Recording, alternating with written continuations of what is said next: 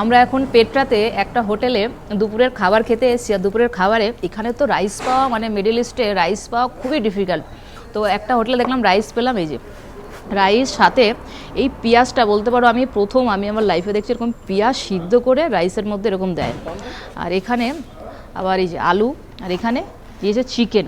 দেখো কত বড় একটা চিকেন দিয়েছে, তবে চিকেনটা একটুখানা জাস্ট ট্রাই করবো, বাদ বাকি তো খাবোই না।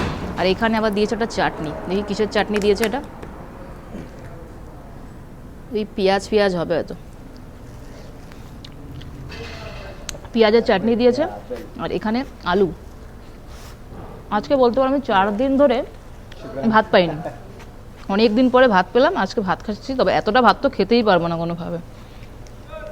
আলুটা সুন্দর সিদ্ধ করে দিয়েছে, দারুণ টেস্ট লাগছে কিন্তু রাইসটা মারাত্মক মারাত্মক টেস্ট লাগছে। পেঁয়াজটা একটু দেখে, প্রথমবার এরকম পেঁয়াজ সিদ্ধ প্রথমবার এরকম খাচ্ছি। পেঁয়াজটা খুলছে না কেন? ওটা খোসা ছাড়তে হবে।